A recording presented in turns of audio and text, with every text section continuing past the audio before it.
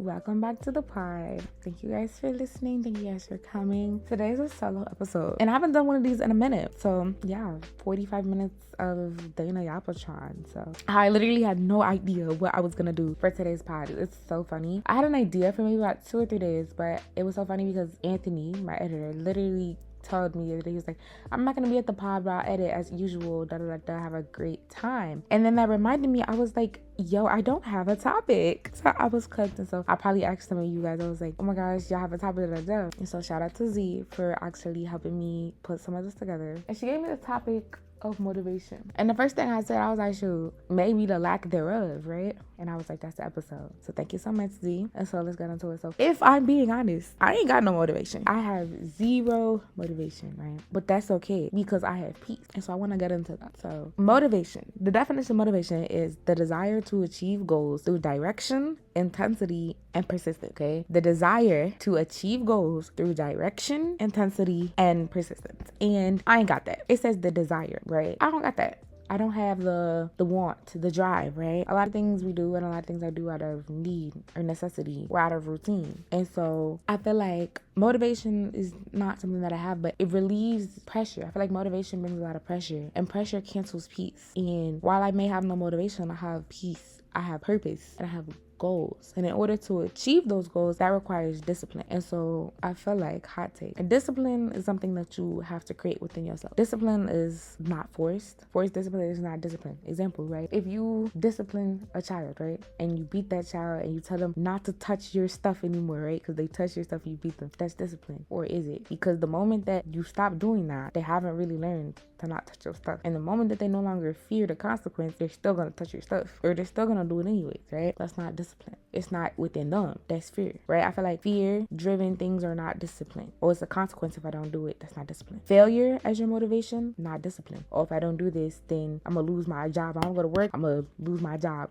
That's not motivation to go to work. That's consequence. That's failure. That's not motivation. Validation as motivation is also not discipline. Okay, I'm gonna do this so everybody could be proud of me, or so everybody could be happy, or so I could That's not discipline either. People approve when I do X, Y, X, Y, Z. That's not discipline. Any of those as your motivation is not discipline. Discipline is things that if you had no other reason to do it, you still do it. Nobody is making you go to the gym. It's not the end of the world if you don't go to the gym, but because of discipline. And you really don't have the motivation to go to the gym. You don't have the desire to go to the gym. You want to stay in bed, but you have the discipline to go to the gym. That's discipline. When there's no consequence, when there's no pressure, when there's nothing that's making you do it, but you choose to do it even when you don't want to, that's true discipline. And you have to create that within yourself. Nobody can create that for you. You can try and push discipline on somebody and your whole life can give you structure, but in reality, that's just routine. It's not in you as a character trait, I feel like, because I feel like I think about that in myself a lot too, because a lot of the things that I do, if I wasn't made to do it, I wasn't gonna do it, bro. Would I be going to college? That's the big thing coming up now in everybody's life, right? Would I be going to college if I didn't have to?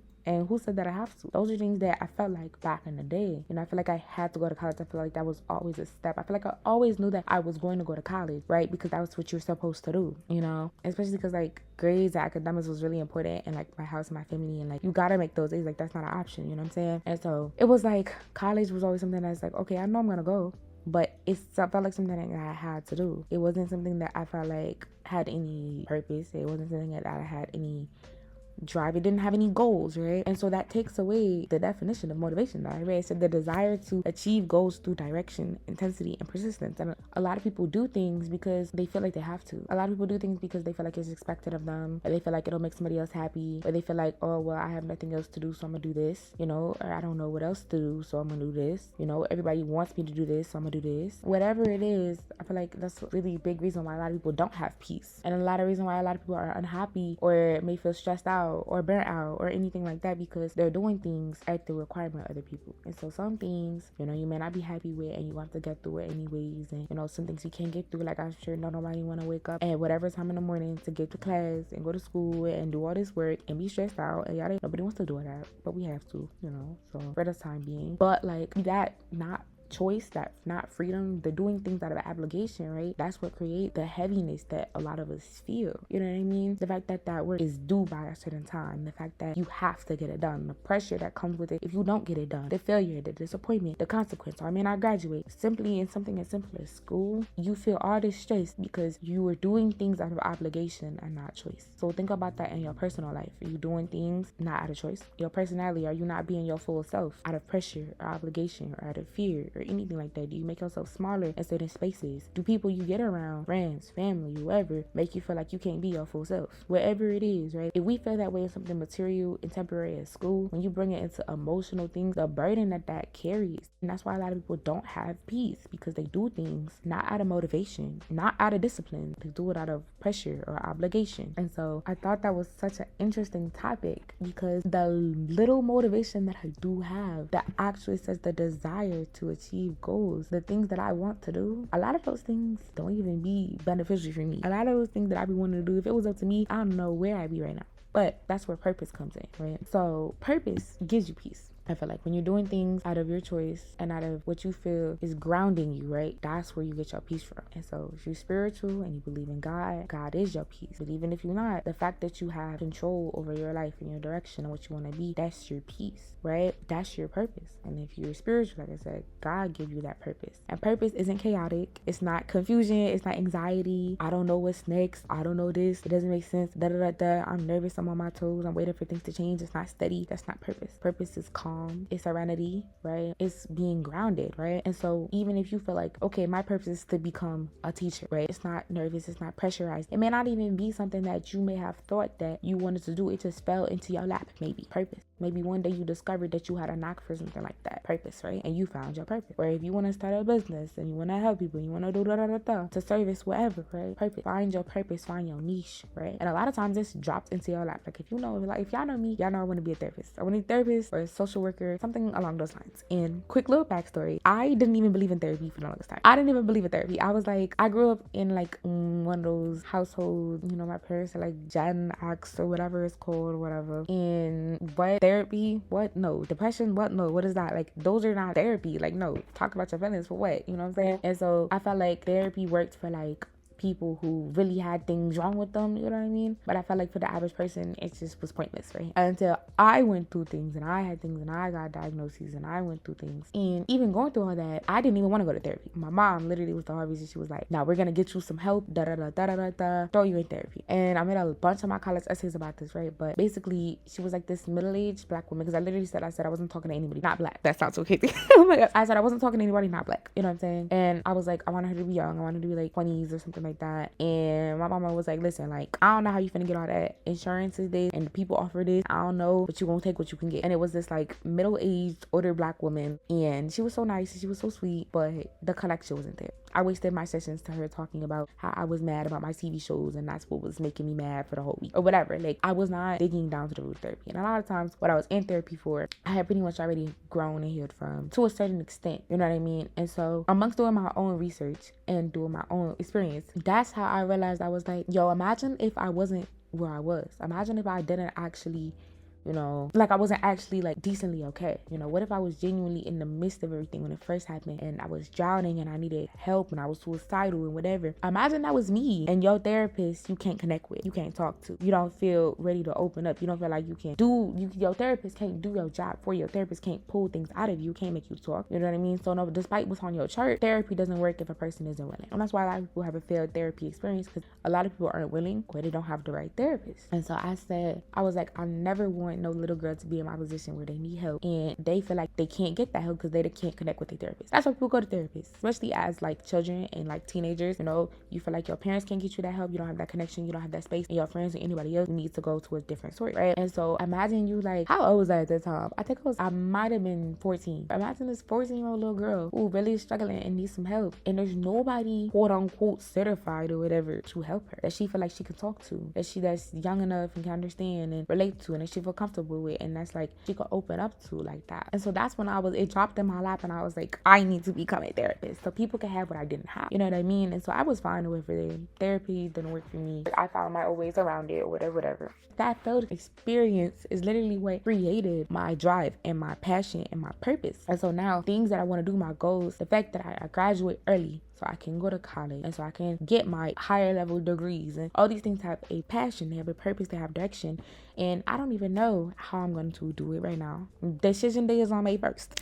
I don't even have my uni decisions because they messed up my system. But you know what? That's okay because however the path works, right? I don't know how I'm going to afford it. I don't have $60,000 from underneath my mattress. I don't have none of that, right? I don't know how I'm going to do it, but there's no anxiety. There's no confusion. There's no chaos. There's no worry. There's no back and forth. I'm not about to seek out some extra way or whatever to kind of make it happen with my own hands. Nah, because I have the purpose and I know that's my purpose and I know what's gonna happen. I know the end destination. Trust the GPS. Simple as that. You know what I mean? And so because I have that purpose, it gives me peace. That is like, I may not know, I don't even know what's going on tomorrow. I may get a decision tomorrow. I may not. I don't know. May 1st is literally in like 8 days. That's a week from now. I don't know what can happen in the next week. Nevertheless, the next 6 months. Nevertheless, where I'm going to, I don't know none of that. But I do know my purpose and I do know where I'm going and I know where I'm going to end up. Simple as that. That goes for people in my life. There's certain people in my life where like right now they're not there, but because of purpose and because of alignment and whatever, I'm like, man, they're going to be in my life for the long haul. It's okay. We may not be talking right now. We may not be the best of friends right now. We may be alienated. We may be busy. Our schedules may not coincide. We may whatever, but that person is meant to be in my life and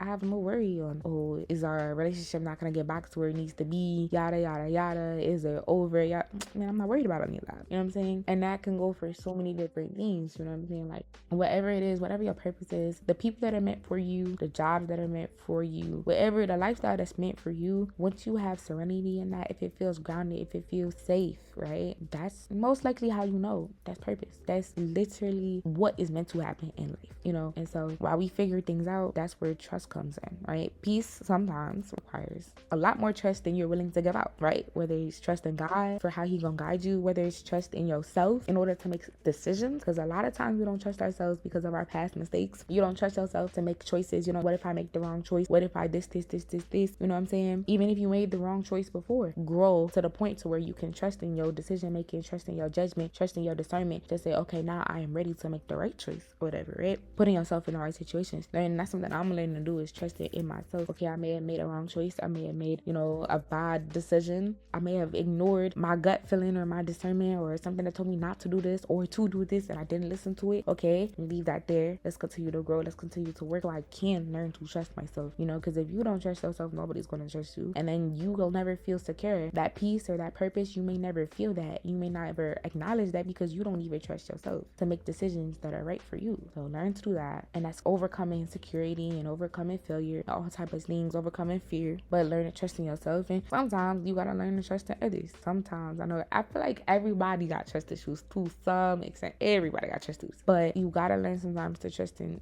other people. It don't matter who that is, whatever your guided force, or whether it's a relationship, whether it's a friend that's meant to come in your life, come help you and open up doors for you. If you don't ever trust them, you maybe will never be where you need to be. Like whatever it is, sometimes you got to learn to trust other people. You know what I'm saying? So whatever it is, peace requires trust in some shape or form. And sometimes peace looks like absence. Like sometimes isolation is peace. Sometimes you gotta block out the noise, you gotta slow down. Sometimes something that you want or somebody that you want may be out of reach, right? It may be absence, right? They may be gone from your life. Sometimes that's your peace, right? The same thing that may be causing you so much chaos and anxiety, or so much just like the same thing that could also bring you joy. Without it, you can find so much more peace. I can't tell you how many times I've been in countless situations, and a lot of times that's how we see in people, but it could also be things. It could be an environment, it could be a job, it could be whatever, you know what I mean? It could be whoever, but a lot of times it's people, to where like, okay, we may have good times, whatever, but we don't understand that the bad that they bring you, the anxiety that they bring you, the hurt and pain that they bring you, you know, the triggers that they bring you, you'd have so much more peace without them. But because of the good times and because of the space or the role that they play on our lives, it's so big and it can fill up so much space that you don't know what your space looks like without them. And then when they're gone, it's like you're processing it, you maybe cry, you may not understand, like, oh, my best friend that I used to call every single time everything goes wrong, or my friend I could just call when I'm bored and I'm not doing nothing, that space is now gone. That space is now empty, whatever, right? And so going through that so many different times, in so many different ways, in so many different relationships. It's hard, right? But I look back on my life and I'm really like, I don't know what my life would be like right now if people who are no longer here were still here. You know what I'm saying? I don't know if that makes sense, but like, if you could think of like one person in your life that is no longer with you for whatever reason, y'all fell out or that you left them or whatever happened, right? Where you are right now, would they fit in your current season, in your current spot where you are in your life? Would they suit you? Would they go with it? Would it encourage you, right? Would it uplift you, or would it hold you back, right? I couldn't imagine what my life in 2026 would be with the people that I knew in 2023, right? And sometimes we just, absence doesn't have to be for absence. It could just be space, you know what I mean? Somebody that may have been your closest friend, y'all may not be as cool. Y'all may not talk all the time, right? Y'all may have to let that go, create some distance or whatever it is, right? But even as we leave high school, as much as we want to keep our friend group together, 9 times out of 10, not everybody in the group stays in touch. You know what I'm saying? There's gonna be people to where like, oh, them two are closer than everybody else. You know what I'm saying? Like, because not everybody's life paths align. You know what I'm saying? Where we are in 2026 may not be where we are in 2028. You know what I'm saying? And so it's like, people drift in, people drift out. There have been seasons where like, oh, I was super close with one person, closer than they was with other people. And then now I look at it and I'm like, oh, they're back closer than me and them are. Like, and that's okay. You know what I'm saying? And so it's like, learning not to take things personal and learning that everything has a purpose. But like, genuinely think about that though. Like, the people that you have left behind, I know everybody has one person, whoever it is, probably that you're not really cool with no more for whatever reason, right? The people you have left behind, would they fit in your life, and what would your life be like if they was with you in 2026? Or even if it was a couple months ago, it could have been January, February, March, whatever, when you got rid of them. Would they fit in your life in April 23rd, 2026, right? Would they fit in your life today? And they may have fit 6 weeks ago. Y'all may have been happy 2 months ago. That may have been your best friend 3 months ago. The beginning, we made it into 2026. Who you bringing into 2026? You know, everybody was posting those. Man, no. Do they fit your life right now? Thursday, April 23rd, 2026. Do they fit your life? Do they bring you peace? And what does your peace look like without them? And then if you think about it and realize, hey, my peace has not been the same without you. My peace has been disrupted without you. Go back and make amends. Put the pride down. Close the distance. Go to that person and learn to fix. I had to do that one time. I was like, I fell out with my best friend. Big disagreement. Oh my gosh. Big disagreement. Whole group fell apart, right? After some long-standing issues on both sides. Fell out, right? Went the whole year, no contact. Went the whole year thinking about her, but not really that much. And at that time, where I think it was like 2025. This was 2025. Broke up in 2024. Whole big friendship fallout, whatever. And then went the whole 2024. Was in 2025. Might have been the end of 2025. Went all the 2025. Did not think about it. Did not really care for real once. I thought about it, but at that time, she did not support my peace. At that time, she did not support my lifestyle. At that time, I wasn't missing anything from her. In fact, that I gained so much without her. But it was a moment I was sitting down, and the tension and the unresolved words and the back and forth and the apologies that weren't said, right, from my end, it hit me and it was weighing heavy on my heart. And I kid you not, it was so funny. It's how I know it's spiritual.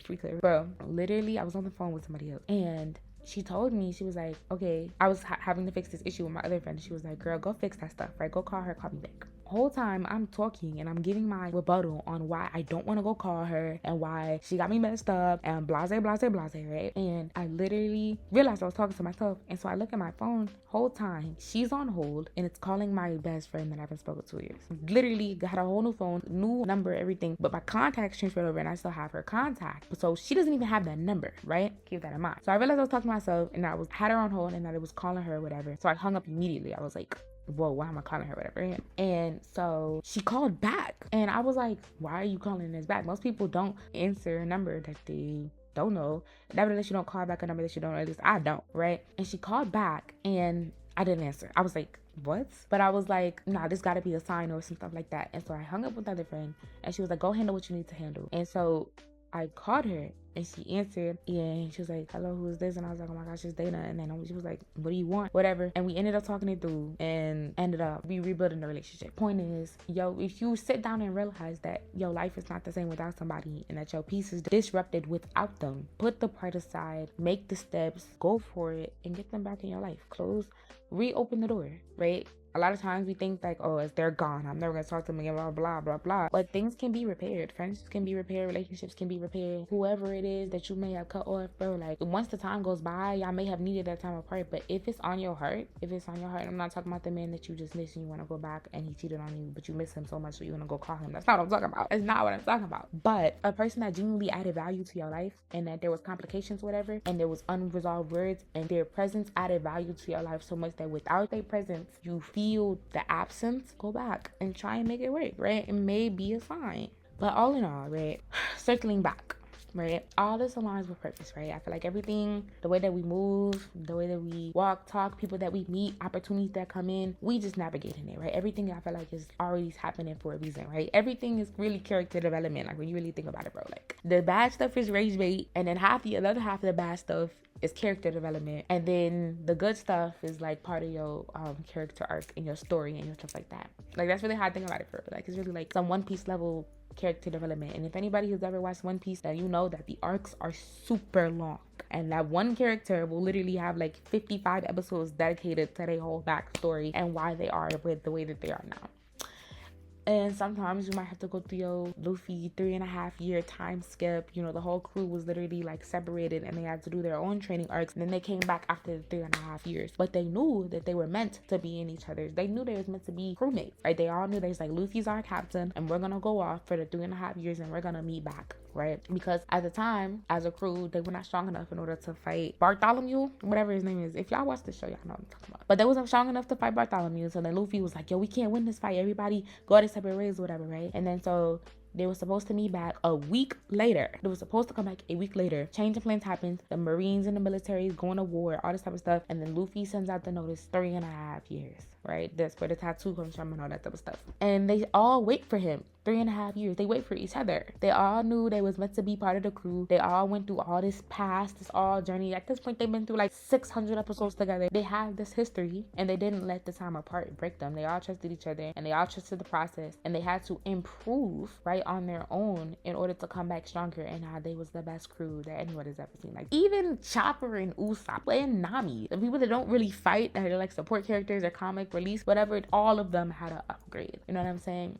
And so, I mean, I'm using anime as a reference, but like, it really is symbolic to me. Like, I really process everything like in deeper meanings, because it's like, dang, like if their friend group can really like go through everything and know that they are meant to be friends, but then life happens or whatever, and they take a literal what happened to me 1 week break turned into 3.5 years, and they all came back and they all trusted that they was all gonna be in each other's lives because they knew that it was meant to be. I'm like, man, why we can't have that level of trust in our real lives? You know what I'm saying? So it's like, I feel like whatever's meant to be will be for you. And that's purpose, and then you got peace in that. The characters, they was focused on their grind. Luffy was getting trained by Rayleigh, you know what I'm saying? Like the king of the pirates, medical doctor or whatever, he was learning hockey and leveled up. He went from level 2 to level 4, gear 4 or whatever, right? Power literally is whole different levels. Zoro, he done learned hockey too. Everybody has leveled up, right? And so it's like they were focused on themselves at the time. All of them had their own little journeys and all of them had their own lives. Usopp, he ended up like on some island and he was like some fat slob for like years or whatever, and then he ended up locking in like, yo, I gotta get back to my friends, you know what I'm saying? Whatever it is, right? People had their own journeys or whatever in the show for the 3.5 years. Like they all worked on themselves, and they wasn't worried about, oh well, what if we don't meet up in the 3.5 years, or what if they forgot about me, or what if they blah blah blah blah. They wasn't worried about none of that. They trusted the process, and they trusted their friendship, and they trusted their bond. And I feel like that's how it works for any friendship, any relationship, any job that's meant for you, anybody that's meant for you, whatever, right? Things that are meant for you are meant to be, and you gotta have that trust, and you gotta have that peace that it's all gonna work out. And so honestly, at the end of the day, when you overthink everything, and this come from overthinker number 1. Anybody know me, you ever talk to me, Dana is overthinker number 1. But you overthinking doesn't help. It doesn't help you. It doesn't bring you any peace in your life. Overthinking doesn't do anything for it. You know what I mean?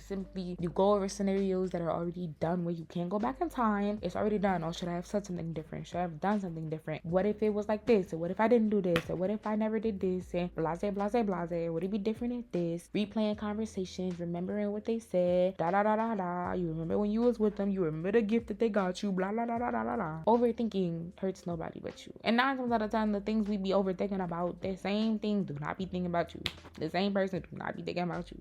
They don't be thinking about the same that you. 9 times out of 10, they really just don't. It don't hurt nobody but you, and it don't help nobody. Period. You know what I'm saying? Comment from overthinker, a number 1. You know what I mean? I overthink to the point so bad to where it's like, if I have a conversation, sometimes if I have a conversation with somebody, I will plan out what I'm gonna say, to plan out what they're gonna say, and how I'm gonna direct the conversation to make sure that it goes the way that I want it to go, so I can avoid any like bad feelings or whatever, right? Like, that's how bad I be overthinking. And then as soon as I'm done with the conversation, I'll question, is everything genuine, or did they really mean this? And then what if I had acted and said, and I should have said that? Like, trust, I understand. Overthinker, a number 1, right? But overthinking disrupts your peace. Those unwelcome thoughts at 3 a.m. while you listening to music or whatever, those thoughts, the person that come in your mind that you wasn't thinking about for 6 months, but now here they come, whatever, those is just tricks employed at that point. Like, those are unwelcome thoughts, right? And that's how you end up in that cycle, and it disrupts your peace. You have to learn how to regulate your peace. You have to learn how to regulate your peace. You have to know yourself, and you have to know what gets you worked up, and you have to know in what situations are you most vulnerable. Because like, I'm the type, like, okay, I'll use myself as an example, right? People think that I'm like angry from inside out. Like, they really think I'm just gonna explode at the moment of everything. I really don't. I'm really not an angry person. I don't yell and raise my voice and whatever, but I can be a crash out.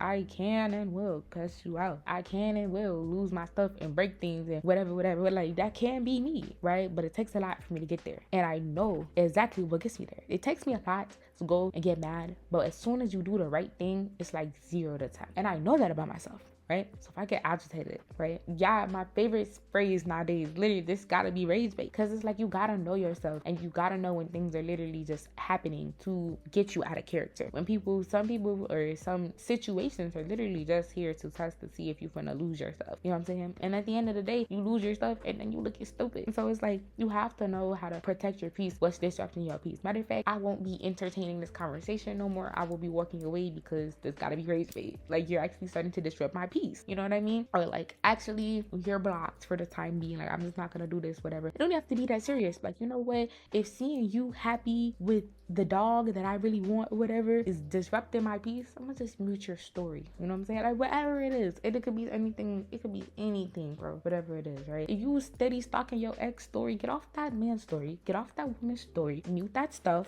and keep it pushing. Like, whatever it is that keep you from, that's disrupting your peace, you going out your way, it's in your mind 24/7. You in the gym on the treadmill, it's coming in your mind. You trying to go to sleep at night and play Block Blast, it's coming in your mind. You in school, whatever, you daydreaming because you not locked in, because it's coming in your mind. Whatever it is that's distracting you and disrupting your peace. You ever just be irritated for no reason because you had a thought and it's like, man, that just pissed me off on the low key? Those type of things, let those go. Know what disrupts your peace. Certain people in our lives be knowing how to get on your nerves, and they know what make you mad. So it's like, you have to acknowledge all that. And you know, if I ain't got no patience, I'm not even gonna put myself here because I don't have no patience. Whatever. One thing that about me that y'all should know, anybody that know me should know, I don't like kids. And I have no patience. And so if you ever put me in a situation where it's a bunch of 5-year-olds running, I could be 2 5-year-old kids, I will be the first one to be like, nope, nuh-uh, absolutely not, because they will disrupt my peace. It's not happening. Please get out of here. Raise me. Or your little pet peeves. Everybody has a pet peeve, right? You know what I'm saying? If somebody in your pet peeve or whatever is like, I don't know, chewing with their mouth open, why would you keep going to lunch with them? And you know that every time you watch them chew with their mouth open, it pisses you off. Like, why would you do that? Know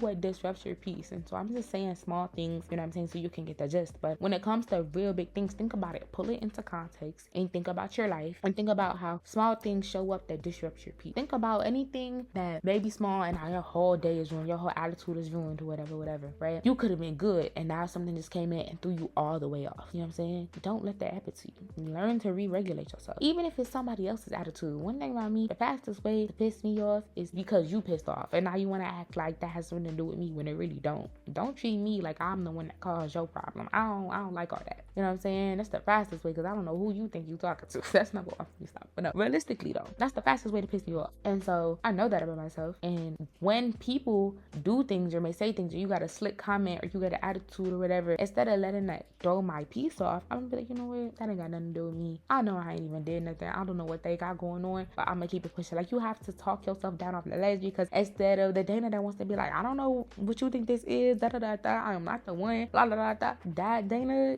is literally just working herself out of her peace. You know what I'm saying? And so learn to calm yourself down into the peace. Do things that bring you peace, that are therapeutic. Blast that music in your AirPods so you can't hear nothing. Drown out the world. Or go on a train ride. I don't know why people think that like the New York City train system is just like so crazy. I mean, it is crazy out here. There do be some crazy on there. But like when it's not rush hour, just riding the train all the way down to the last stop, that going back is just so therapeutic. I don't know why. But like whatever it is, I will hop on the train in a high second and just shut my mind out or whatever, right? Or like whether you color and you just block the word out, close your door, whatever, block the word out, go color, and you know what I'm saying, and relax. Or whether you, I don't know, like whether it's watching your show or whether it's the music in your headphones and go exercise, help you relax. Like whether it's taking a walk or a jog, or I don't care, go get your favorite snack from the deli. Like whatever it is that is your regulator, have that. You know what I'm saying? The little ADHD toys, if that works for you, works for you. Get you one of those squish balls or get you one of those poppets or whatever it is. Learn to regulate yourself. You know what I'm saying? Or have a person that you could talk to, or that you could call and be like, you know what, girl, I done almost lost my cold. Let me go ahead and like, let's just take my mind off it. You know what I'm saying? Like that's how I am with my best friend. Like it could be anything, and I would literally call her like, girl, I need a distraction. Just make me laugh. Like just do something. You know what I'm saying? Have that person. You know what I'm saying? I have multiple people like that. Actually, shout out to Jiraiya, because she be doing that for me. Or maybe it's silence that's good for you. You know what I'm saying? That's your regulator. Like, you know what? Too much going on. I just need silence. I just need to remove myself and get some silence. You know what I'm saying? The value of silence. I used to not like silence, and I used to be the first one to disrupt silence. But like now, sometimes I be getting so overstimulated. Like so overstimulated, literally. And I just be like, I'm over this. Everybody be quiet. Don't say nothing. Don't look at me. Don't, just get out. You know? But regardless, right? I'll do one last activity for you. You can pick one question and think about it. So question 1, think of one area of your life that is peaceful and one that is not. What is the difference? And what's holding you back from creating that peace? So that's question 1. Or where does your motivation come from? And are you operating out of passion or routine? Out of decision or obligation? Remember that 2 things can be true at once. And just sit down and think about why you're doing the things that you do. Do you really want to? Or is it out of pressure? So that's pretty much all I have for you guys. Thank you for listening to my yap. Thank you guys so much for listening. I love you guys so much. Let me know how we like the solo episodes, how we're feeling. But regardless, just know that your peace is within you. Everything you need is within you. Believe in yourself. Work on yourself. Self-growth. Be up 2026. And everything you need is in your DNA. Love you guys so much.